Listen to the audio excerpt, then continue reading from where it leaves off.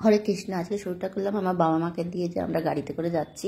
আমি অত নাম বলতে পারবো না, মুসলমান রাজারা ছিলেন, ওনাদের সমাধি এটা। এখানে ভিডিও করতে দেয়নি, কারণ ধরা পড়লে 200 টাকা ফাইন, 50 টাকা দিয়ে আমরা ফটো শুধু তুলতে পারবো।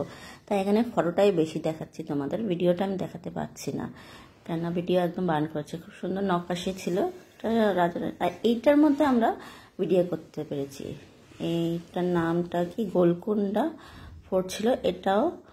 মানে এইটাতে গিয়ে 2 ঘন্টা আমাদের লেগেছে। এত পাহাড়ের মধ্যে, এখানে সব কিছু পাহাড়ের মধ্যে। আর একটা ভালো জিনিস কি বলতো, একটা প্রাকৃতিক জিনিসটা খুব সুন্দর। এই যে তোমাদের ভিডিও করে দেখাচ্ছি, আমি এখন একদম নিচে আছি, এবার যাবো একদম উপরে, ঠিক আছে? এই জন্য প্রথমে ভিডিওটা করে দেখাচ্ছি, এবার আস্তে আস্তে যাচ্ছি। যে শুরু যে টিকিট দিতে হলো, এই যে গেট, মানে আগেরকার দিনের গেট তো পুরো শক্ত।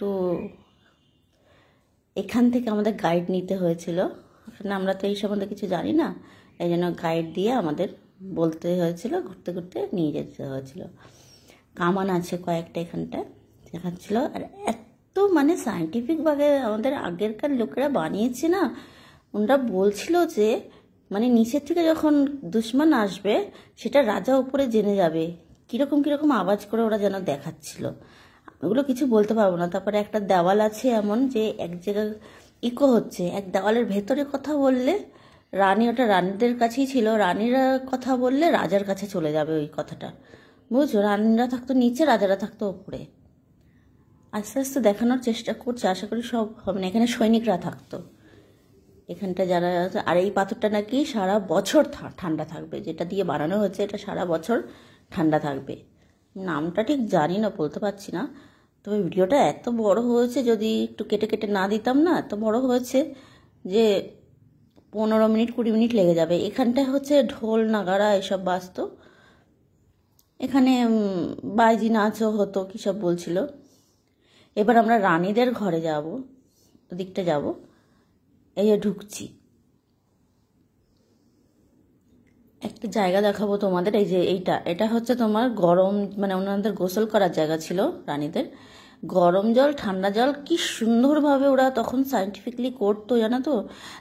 মানে আর এখানে কি, মানে আমি কিছু বুঝতে পারছি না। অনেক জায়গা আছে তোমার অন্ধকার অন্ধকার, ওখানে এখন চামচিকিদের বাসায় যে স্কুল দিয়ে এসেছিলো বাচ্চারা। এই যে সবে আমরা হাফ এসছি, এখনো হাফ যেতে হবে। তবে সত্যি কথা বলছি, আমি হাফ 300টা সিঁড়ি চড়ে আমি ওপরে যাইনি। এখানটা হচ্ছে বাইজিরা সাজাসাজি করতো, ড্রেসিং হতো সব কিছু। আর ওখানে আলোটা কি করে হতো জানো তো, ছোট ছোট হীরা বসাতো লাইট দিয়ে, সারা জায়গায় ঝকমক ঝকমক করতো, ঠিক আছে? উনি বোঝাচ্ছিল, গাইড দাদাটা খুব সুন্দর বোঝাচ্ছিল। আমি অত শুনছিলাম না, আমি ভিডিও করতে ব্যস্ত ছিলাম।